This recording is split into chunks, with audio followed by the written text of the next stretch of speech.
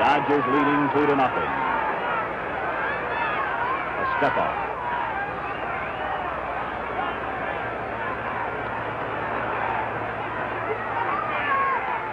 He did it. Sandy Koufax gets his 10th strikeout, his second consecutive shutout of the Twins. On Monday on a 4-hitter, today on a 3-hitter. Every pitcher, of course, likes to finish a game with a strikeout. This was, of course, not a game. This was the 7th game of the World Series. And the totals for the Dodgers: 2 runs, 7 hits, and no errors. For the Minnesota Twins, no runs, 3 hits, and 1 error.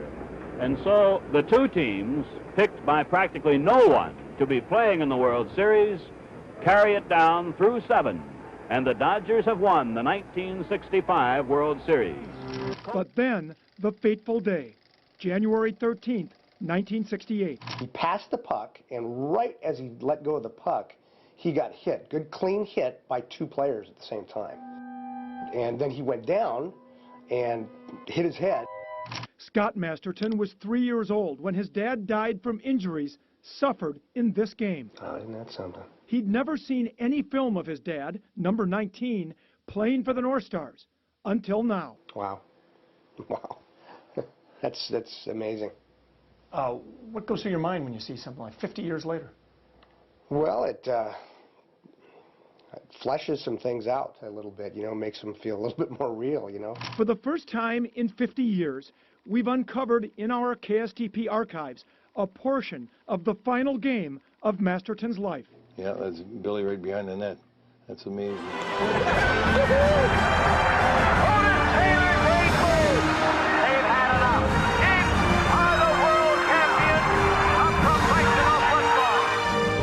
The score clinched Kansas City's victory in Super Bowl IV and turned Len Dawson's nightmare of gambling rumors into a lifelong dream come true.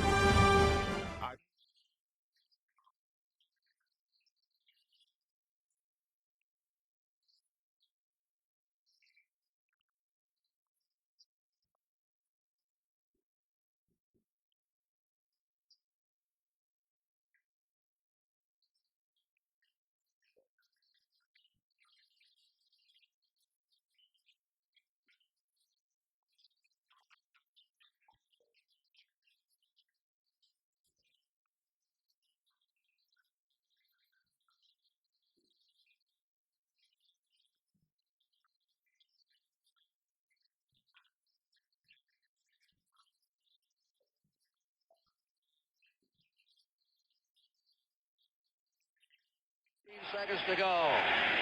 The Steeler fans counting it off. The Vikings trying to line up. An awesome physical team were the Steelers today. Up goes Harris. Joe Green. Pittsburgh, the Super Bowl champs. Chuck Knowles up there. Pittsburgh wins it 16-6. Chuck Knowles being carried off. They were about the worst team in pro football when he took over. They rebuilt by the draft, not by trading. They made every number 1 and 2 pick count. They're still a very young team. I would say their best years are ahead of them.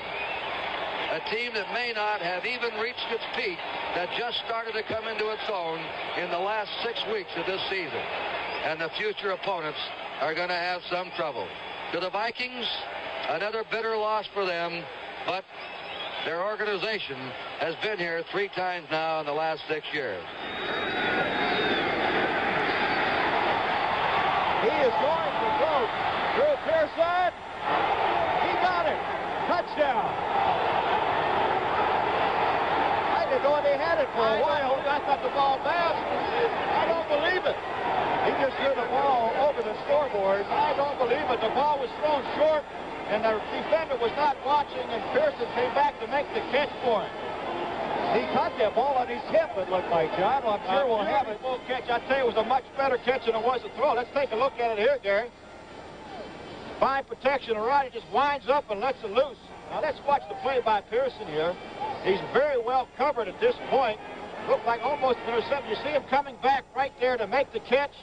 Nate Wright falls down, and Pearson just kind of backs into the end zone right there, and Paul Krause has to jump over top of Wright. 88 number, Drew Pearson for the touchdown. There's another look at it right here. Great catch. Nate Wright overran the play. Pearson made the catch. In for the touchdown. Look at this. This looks like the old game of, what do you call it? Scrum? Yeah, the old rugby match. There it is. So what a countdown. Counting down is right. There he is. That's a job. That's the toughest job Oakland's had today. Lifting John Madden up. They got him up there. 250 pounds. Off they go. And the Raiders have won the Super Bowl championship. They are the world champs. And they did it most decisively and very impressively with a final score. Oakland 32 and Minnesota. Grab by Beaupre. 17 seconds remaining. We'll give you the countdown, and I'll be joined by these 15,000. Listen to them. A long shot. Stop. Listen to the countdown. 5, 4, 3, 2, 1. Look out.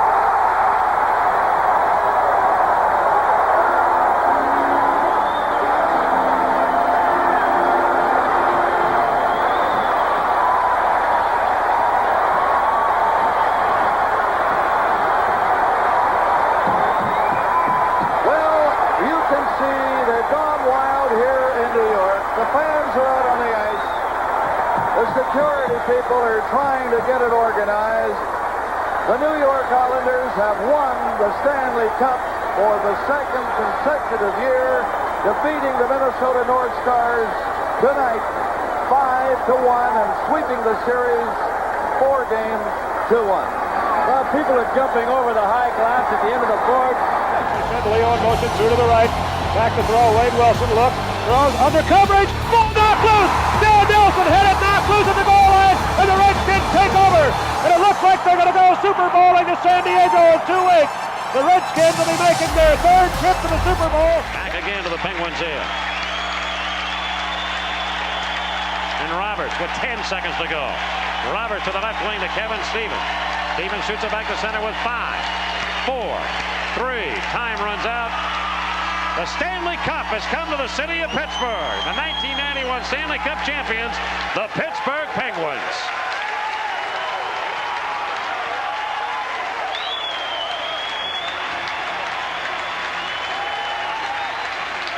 It is an unbelievable story of 2 teams that many people did not expect to get here, but the Penguins mobbing Tom Barrasso. The Pens have posted a shutout win over the North Stars, and there it is, the Stanley Cup, awaiting the Penguins in the locker room or actually on the ice, because it will be out here momentarily.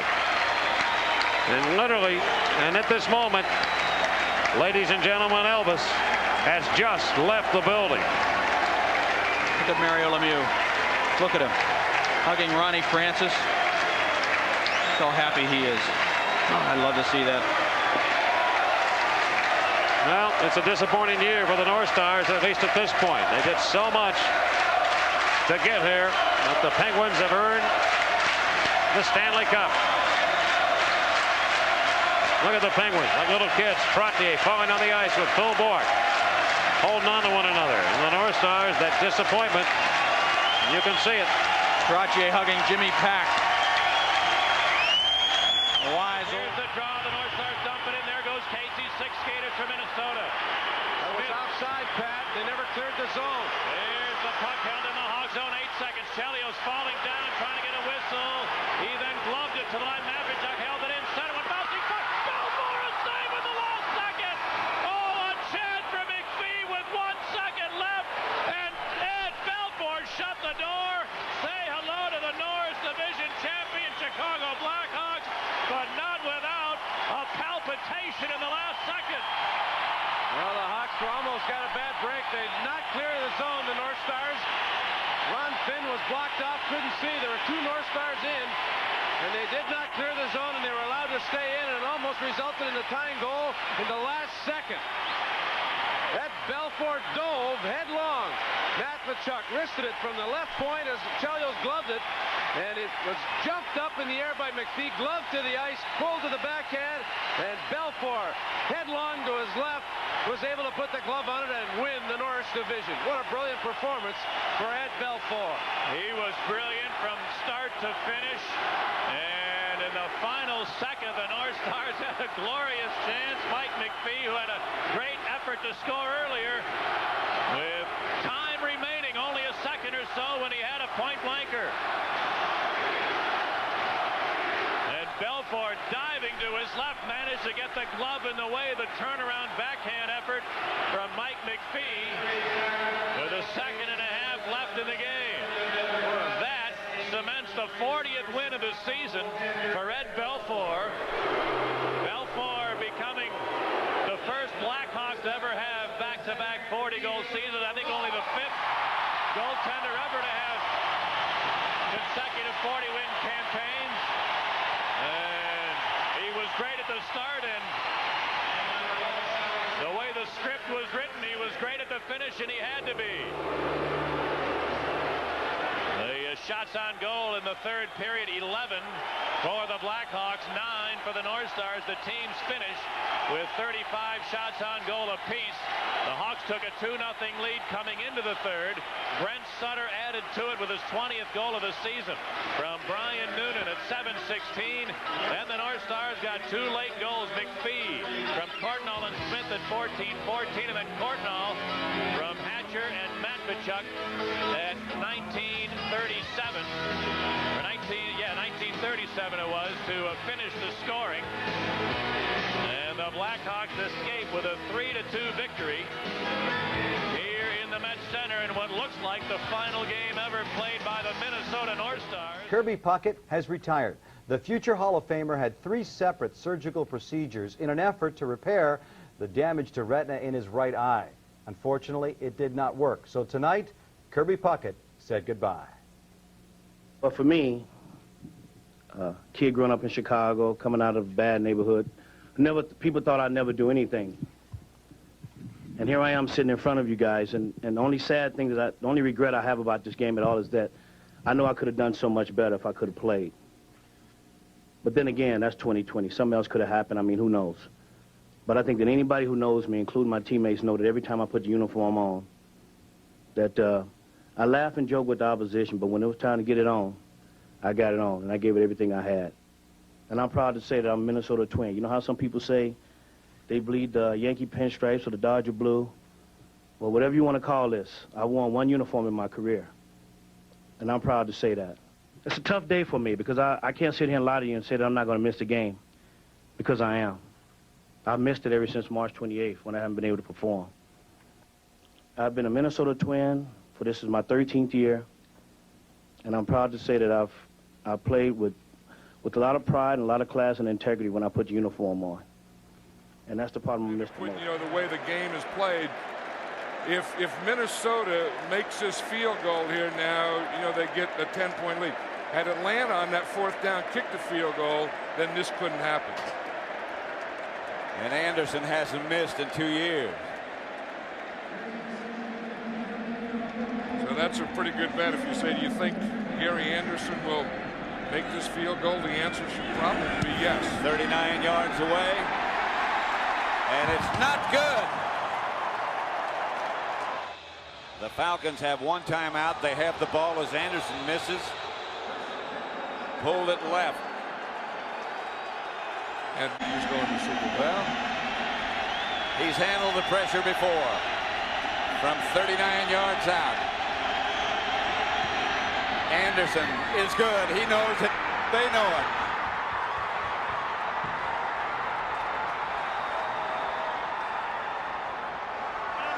Morton Anderson. From 38 yards officially, Morton Anderson and the Atlanta Falcons end it 30-27, and Atlanta goes to Miami. And Dan Reeves is now the 3rd coach to take more than 1 team to a Super Bowl. He took Denver, and now he's taking Atlanta. Some of Corey Stringer's teammates processed today's stunning news as a team. Others grieved individually. While Gary Anderson missed a practice kick, a few of Stringer's teammates were already missing their fallen left tackle. I really don't even know where to start. It's like he was here today, gone tomorrow. The people at the hospital, they did the most unbelievable job to try to recapture his life. And there's just certain forces of nature you just can't change. This was supposed to be an action-packed day here at training camp, but where fans normally line practice field fences to watch workouts, there were just flowers. Coach Green, myself, and Randy, and we were there all through the night. There were several of us there last night when he passed away.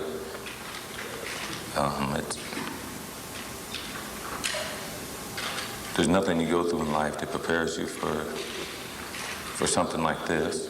And we know Corey Stringer, number 77, is going to be missed. Running through the tunnel on game day, having his number called. After the game, seeing his wife and son in the lounge.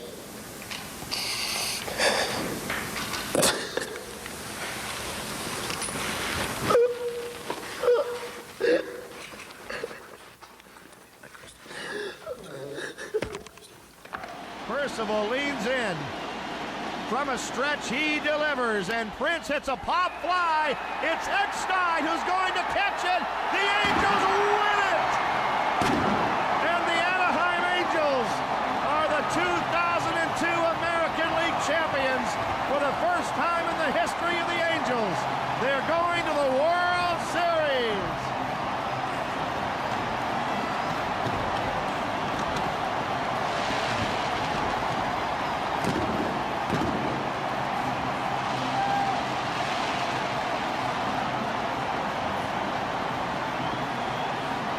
To believe that somewhere up there, Gene Autry, whose picture is hanging in front of the Autry suite here at Edison Field, he has a smile on his face in that picture. When all was sort of spinning around, this guy brought a lot of wisdom. Shaq called him a big brother. Kobe called him like a dad. All right, here's Hassel for 3. We're down to 2 seconds. And the Los Angeles Lakers have defeated the Minnesota Timberwolves in 6.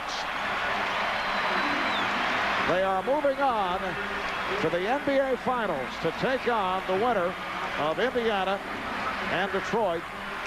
The story tonight, when you consider the foul trouble, Shaquille O'Neal, Kobe Bryant, Karl Malone, Kareem Rush, 6 for 6 from downtown, a playoff career high. Moving over toward the line and right. And a drive hit to center field, coming on in, and making the catch is Brian Anderson, and it's over. The White Sox win.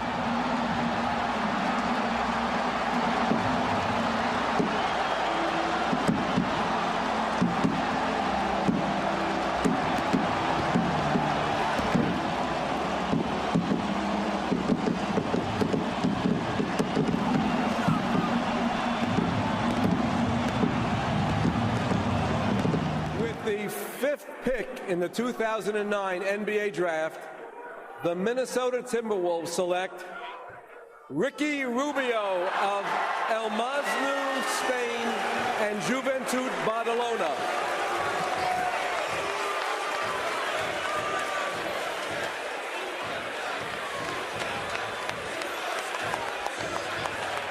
Maybe the most talked about player in this year's draft. Remember, last summer, as a 17-year-old, he went up against the likes of Kobe Bryant, Dwayne Wade, and company when Spain almost beat USA to win the gold medal. As it was, he was the youngest player to ever play in an Olympic basketball final at 17 years old.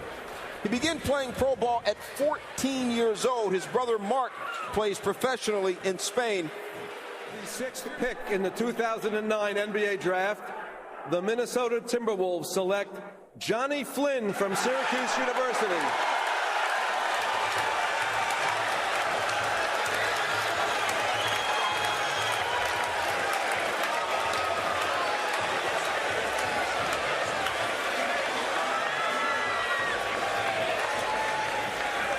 Well, the crowd crowd loves it, not because, Johnny Flynn is the guy that they love from Minnesota, but because, Stephen Curry is still available.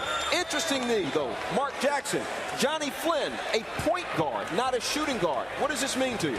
Well, this is a young basketball team, and they're going to play a different brand. They're going to play a different style. So you expect full court pressure. You expect pushing the basketball, and certainly Johnny Flynn is a guy that can score and play off of Rubio.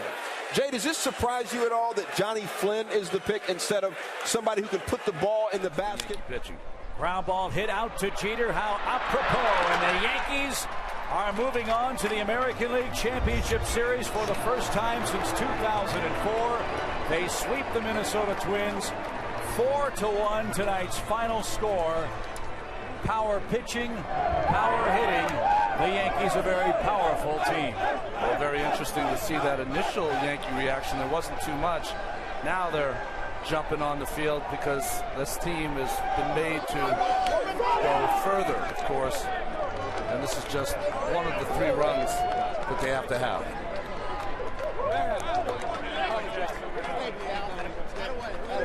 "13 times the Yankees have moved on to the American League Championship Series.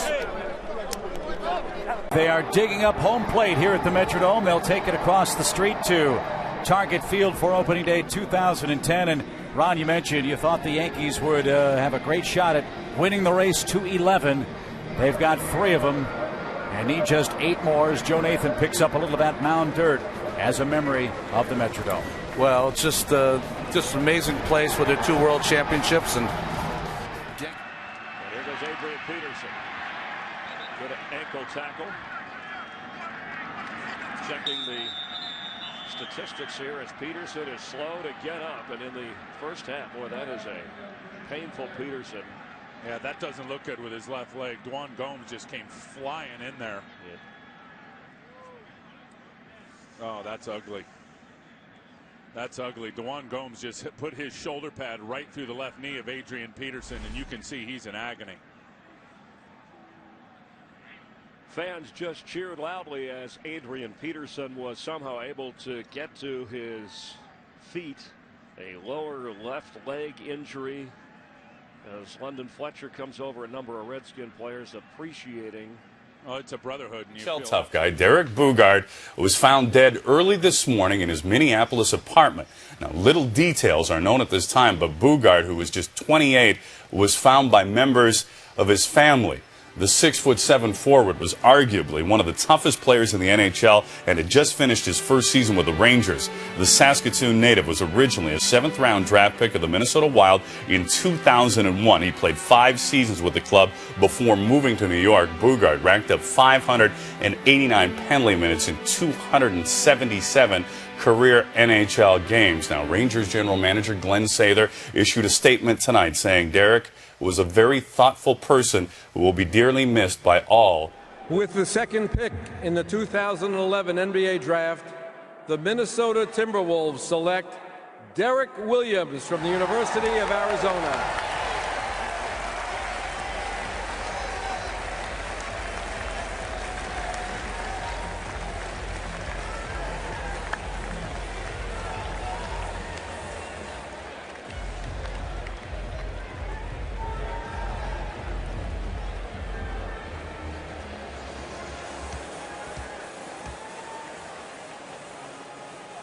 The 2011 Pac-10 Conference Player of the Year. Out in front of Bergolla. Loose puck here for Kane. He scores! Patrick Kane! What hands! He ends it! And Chicago is headed to the Western Conference Final. Just a crazy carom from the shoot-in from Brent Seabrook. Watch right here. Regan and Suter get tied up, and here comes Patrick Kane. Little forehand, backhand, right inside the net, and it comes right out as quick as it went in. And Patrick Kane does it again in overtime. The guy inside of Sherman can jump in that gap, so it's going to be a very dangerous side off to the kicker's right side, off to Blair Walsh's right-hand side. 27-yard attempt. Jeff Locke is the holder. McDermott is the snapper. And the kick is no good!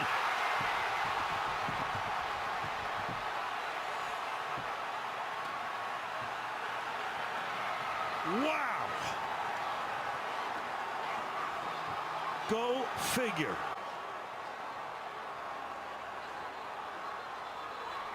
No good, not even close. Let's look at these laces one more time. Jeff Locke, the holder, is going to try and put it down, and bingo, looking right back at the kicker. And I'm telling you, psychologically, sometimes that can get a kicker, but there's no way to practice making a 3-foot putt to win the Masters, and there's no way to practice the pressure of a game-winning playoff field goal.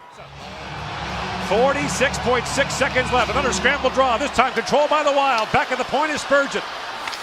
Suter back with it. Ryan Suter to Jared Spurgeon. Across to Granlund. Down low to Koivu. Centers it. Niederreiter on it. Jams at it. Lettonen's in the net. Niederreiter banging away at it. And Kari Lettonen keeps it out. The only good piece of news for Dallas is a puck didn't go in and they can change players. Minnesota has it all going on right now. Nino Niederreiter, Jared Spurgeon, Mikko Koivu, it's equal opportunity. They're stronger right now, they're quicker, they're more determined, and there's a whole lot of urgency. And look at Eric Verlat evaluating to see if somebody in white closed their hand on the puck in the crease, because if they did, that's a penalty shot. Where's the puck? Demers was diving for it. And the Wild are hollering that the hand was closed, and now the referees are going to the timekeeper's bench, and they may have a look at this. Remember, in the final minute of regulation and overtime, the NHL Command Center controls all video review. The key is watch number 4 in white. Jason Demers, where is his hand and where is the puck? The puck is right there. You can see it loose for the second as Russell's standing on it. I don't believe the puck, did it cross the line too, Gord? Watch it go off his leg. Where is his pad? Is it over the icing line or the goal line in this case? Here's the puck right there. Have a look. Oh my. That is millimeters from being in. 3-0 Twins, Yankees threatening. And the pitch rocked to right field. Tie game.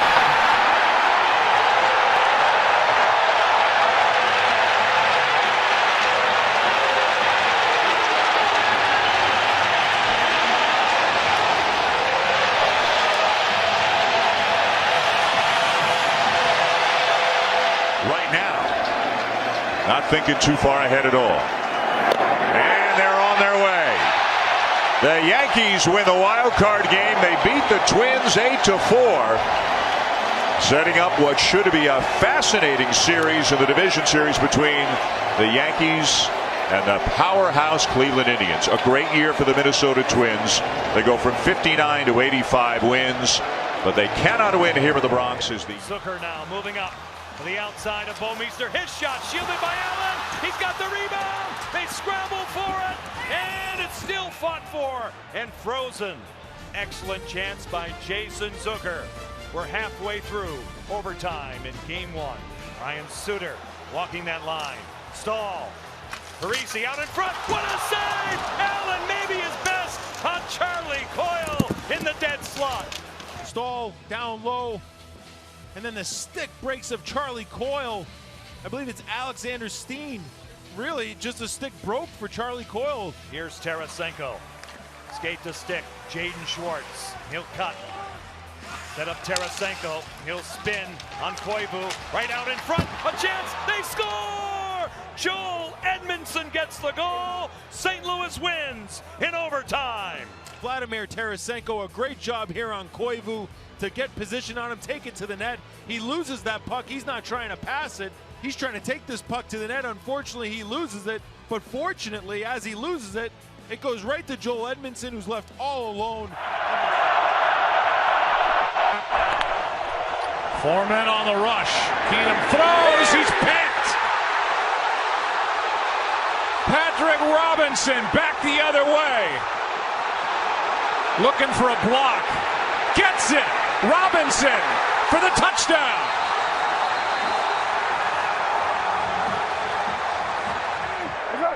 The Eagles are 6 for 8 on third down. Flea flicker. Foles launches downfield. Smith. Touchdown.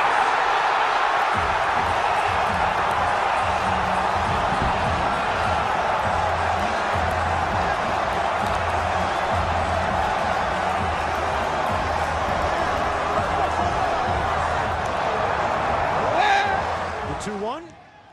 Kepler lines that in the air to left center. Hicks on the run, dives, and he made the catch! He made the play! Oh my goodness, what a catch from Aaron Hicks to end it! 14-12 the final on a sensational, leaping, lunging grab and a fitting finish to an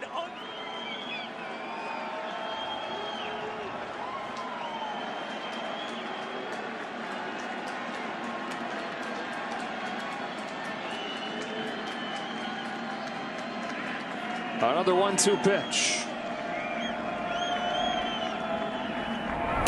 The Yankees have swept the Twins, and they're the first team moving on to the championship series in 2019.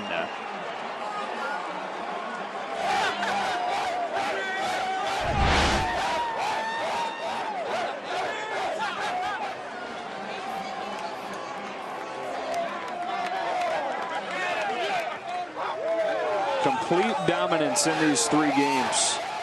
5-1 here in the finale. 23-7. They outscored the Twins in this 3-game sweep.